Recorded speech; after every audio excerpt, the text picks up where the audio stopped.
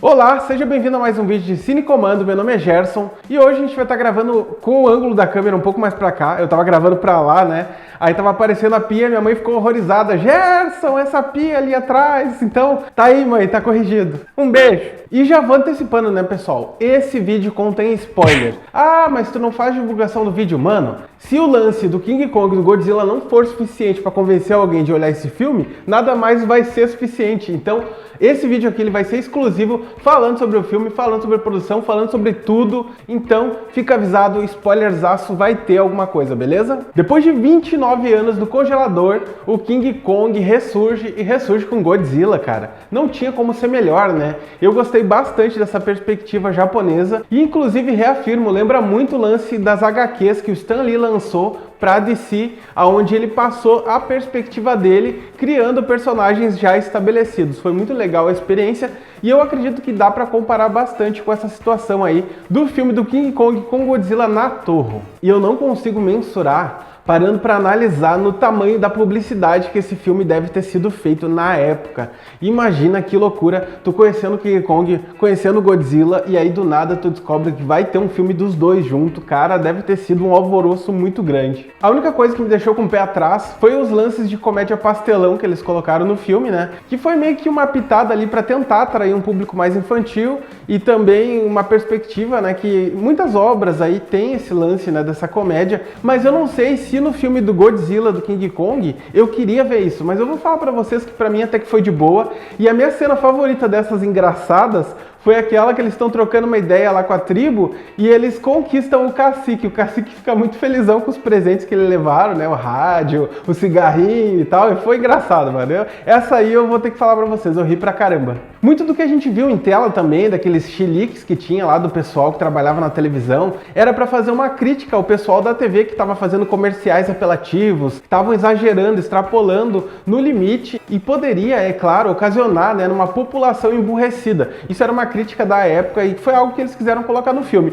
Não sei se é o filme certo, né? O filme que a galera espera, uma crítica social, alguma coisa do tipo, mas, sei lá, é uma ideia aí que casa e é uma curiosidade. Agora, o pessoal lá do Ocidente não curtiu muito a ideia. Não sei se é porque eles também têm essa ideia de que a televisão é um meio de controle, né? Mas eles cortaram todas as cenas onde tinha essas comédias pastelão, essas cenas aí de crítica e tal, e mudaram, colocaram atores americanos falando, fazendo reportagens e tal, e cara, sendo bem sincero, eu não sei se isso é uma boa jogada.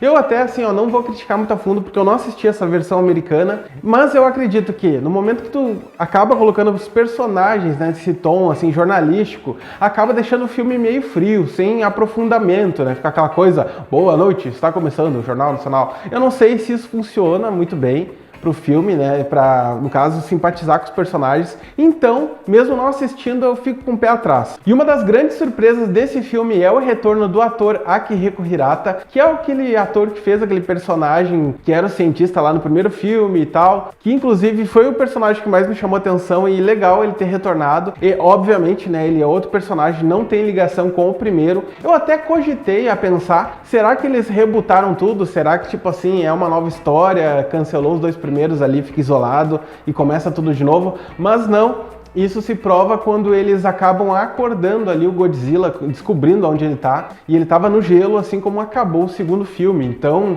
é a história conectada, né? Claro, eu só não sei e acredito que não é conectada com a do King Kong. Então, com o retorno desse ator, é claro que já vem uma simpatia muito maior pelo público. O público gostou muito dele ali no primeiro filme. Então, já é um ponto positivo na questão simpatia e profundidade dos personagens. Temos uma conexão nostálgica e também vale lembrar que tem a esposa de um personagem lá que ela vai atrás dele, ela faz uma loucura e ela também não é muito esperta, mas foi uma atitude legal, então obviamente, né, que acabou pontuando também para a simpatia dos personagens e aquele apeguinho. E não dá para deixar de mencionar o lance dos indígenas, que nesse filme eles são feitos por atores japoneses. Então causa meio que um choque, né? Porque já tá acostumado lá com aqueles nativos lá da Ilha da Caveira e tal. Mas eu vou falar pra vocês que eu gostei bastante dessa perspectiva japonesa. Acho que ela faz sentido, né? Levando em consideração que o filme é do Japão e que ele foi adaptado ali os locais e tal. Mas posso dizer que eu gostei bastante ali do lance cultural e como ele foi mostrado ali os indígenas da Ilha da Caveira. Olha, eu vou falar pra vocês, na luta do King Kong contra o Godzilla, o King Kong apagou algumas vezes, hein, cara? Pô, até fiquei com inveja dele, daquele soninho que ele tá atirando lá, claro, até o Godzilla começar a jogar pedra nele. Aí eu falei, não, chega, tá tudo bem, tô feliz com a minha vida, tá bom. Fora que também o King Kong quase que virou o Raiden, né, o deus do trovão lá. Olha só isso, galera.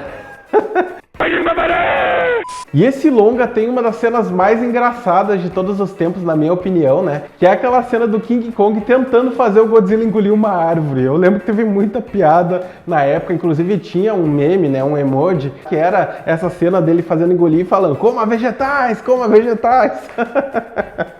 Muito bom, cara, melhor cena. E vale lembrar também que foi dada a liberdade para ambos os atores ali que faziam, né, o King Kong e o Godzilla, que sim, né, estavam fantasiados ali, os atores deram total liberdade do lance ali deles, como eles iriam lutar, a movimentação. E claro, isso beneficiou muito eles, né? Eles trabalham de uma maneira mais leve, levando em consideração que as roupas são muito quentes, então eles podem ter essa liberdade e obviamente, né, que isso também responde um pouco do lance do que aconteceu lá no segundo filme, numa cena muito maluca que eu fiz vídeo aqui também, mas isso também meio que me faz pensar que eu tenho que relevar alguns pontos, né? Porque faz sentido, é feito meio nas coxas e claro, não tô menosprezando o trabalho deles. A produção leva para esse lado, né? Os profissionais ali ficam horas coreografando, ensaiando, tentando fazer o melhor que eles podem. Então sim, eu acho que vale dizer que eles fizeram um ótimo trabalho nesse filme. Inclusive, eles eram muito inspirados por um lutador chamado Toyonobori, que era um lutador de sumô, que também tinha um lance lá de luta livre. E isso influenciou porque, cara, os bichos são grandão, lutador de sumô, faz sentido, né? A movimentação influenciava muito. Então eu achei bem interessante também essa curiosidade aí pra galera que gosta de luta, né? O Godzilla e o King Kong, eles seguiam ali um mestre. Shoichi Hirose foi o responsável para atuar ali como King Kong. E ele conquistou a Toho porque ele voltou a fazer outros papéis lá de vilão do Godzilla. Já o ator que fez o Godzilla? Dispensa apresentações. Senhor Godzilla. Harumo Nakajima, mais uma vez aí invicto, fazendo Godzilla pela terceira vez, né? Só ele fazia o Godzilla, que fantástico isso. E de novo, como no segundo filme, tem lá a destruição de um grande castelo. Olha, não sei qual é o problema deles com o castelo. Parece eu e o Dija jogando Fortnite. Abraço aí, Dija. Outra curiosidade que não é um mistério, mas é muito interessante, é que para ambos os personagens, tanto o King Kong quanto o Godzilla, o seu terceiro filme foi colorido. Agora, aprofundando e falando um pouco sobre as cores, eu vou ser bem sincero, eu já gostava bastante dos filmes em preto e branco. Inclusive, acredito que o preto e branco ajudava a esconder muita coisa ali que eles faziam com brinquedos, do cenário também, que foi o que ficou mais evidente, né, depois que o filme ficou colorido, que foi mostrando ali os tanques, dá pra ver que é um brinquedo, o cenário às vezes também dá essa impressão, mas é aquilo que eu falo pra vocês, pessoal, é um filme antigo, é um filme que fez como eles podiam, eles faziam cenários praticamente de maquete ali, tudo montado, e caras, vou falar pra vocês, a gente tem que embarcar, tem que comprar a ideia, não adianta ficar ali fazendo crítica, tu não vai aproveitar o filme. Agora, se tu comprar a ideia, tu vai ter uma experiência completamente diferente, que foi o meu caso. Eu sempre me divirto muito. E essas cenas de montagem, de maquete, enfim, elas são para preencher essas lacunas que acabariam fazendo o orçamento do filme ficar muito caro. Por exemplo, talvez eles não conseguissem ali fazer uma cena num trem aonde eles estavam, onde eles colocavam a maquete. Foi mais interessante fazer esse plano daquele jeito, com aquela distância, para não utilizar helicóptero e nem nada. Enfim, eu não sei. Tem um Cargo Bob no filme, né? Obviamente, deve ter custado ali uma graninha, mas foi uma cena muito rápida. Então, acredito que sim, eles pouparam bastante dinheiro com isso e vale a pena embarcar nessa. E apesar desse filme ter sido produzido pela Toho, toda a ideia veio do brilhante Willis O'Brien, que é o cara lá dos stop motions, responsável pelos efeitos lá de King Kong, o Filho do Kong e também de outros filmes, né, derivados do mesmo estilo. Esse efeito de stop motion muito respeitado, né, claro. Ele foi o responsável por dar o primeiro passo, né, para ser criado isso, só que infelizmente não é da maneira que se imagina. Ele tinha a ideia de fazer o filme do King Kong enfrentando o Frankenstein. Ele até inclusive mudou depois o nome e tal, mas ele teve essa primeira ideia, ele levou lá para a empresa Eric O. ele mostrou para eles, eles gostaram da ideia, inclusive ele tinha toda uma equipe, né? Tinha tudo ali pronto para o filme sair da maneira mais legal possível, só que infelizmente eles agiram pelas costas dele e acabaram passando o trabalho para Toho, incluindo Godzilla, obviamente. E claro, quando a gente para pensar, o Godzilla seria muito mais atrativo, obviamente, e passando para a Toho queria pagar tudo, e inclusive eles iriam receber uma parte do dinheiro, né? Então eles só iriam lucrar, eles não iriam acabar tendo que gastar em nada. Então eles meio que passaram para Toho. O Willis O'Brien ficou muito triste com isso, ele se sentiu traído, imagina, né? Porque ele foi praticamente dispensado, nem os efeitos ele pôde fazer, que ficaram na mão da Toho, que acabou partindo para a ideia, né, de mais uma vez ali colocar atores fantasiados, porque acabava fazendo com que eles gastassem menos dinheiro, fazia mais sentido para eles, e obviamente eles até, inclusive, para homenagear ele, fizeram 2 cenas lá em stop motion. Mas, obviamente, o Willis O'Brien ficou muito triste, isso abalou ele de uma forma, a esposa dele contou isso e, infelizmente, o fato mais triste de todos é que logo em seguida ele veio a falecer. E a esposa dele confirmou que ele ficou muito abalado com o lance de ter sido deixado de lado.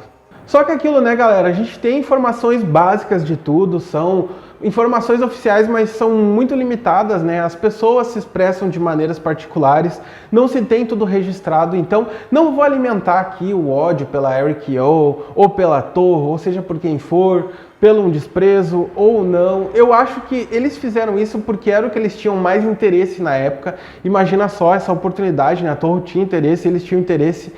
Obviamente, o que eu imagino que teria sido, né, a solução perfeita é eles ter dado a oportunidade para o Willis O'Brien ter feito o filme que ele queria fazer, porque eles ganharam um dinheirinho em cima. Seria uma forma de trazer também o Godzilla original, até para eles comparar, né, o que poderia dar mais dinheiro. Obviamente, talvez esperar algum tempo, né, não lançar junto para não atrapalhar.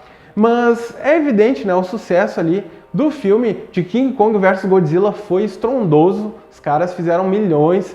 Então, obviamente, né, foi muito vantajoso para eles e principalmente para Eric Yo. Inclusive, o primeiro local a ser cogitado para eles gravar era no Sri Lanka, mas eles não imaginavam que a fatia que a Eric Yo iria cobrar pelo King Kong fosse tão gorda. Então eles meio que falaram, melhor a gente gravar numa ilha do Japão aqui mesmo. Inclusive o sucesso foi tão grande que lá no Japão ele ficou em segundo lugar de maior bilheteria até o seu lançamento. Agora vamos falar um pouquinho sobre o lance do design dos personagens, né, que eu acho que é a parte que interessa aí muitas pessoas. E obviamente foi interesse da empresa, né, mudar ali os personagens, até porque a gente sabe que vem de bonequinho, né, galera? Então, evidentemente que foram sim modificados os personagens até para dar aquele tom de originalidade. As pequenas orelhinhas do Godzilla foram removidas, incluindo também a remoção de um dedo de cada pata. Antes era 4, agora é 3.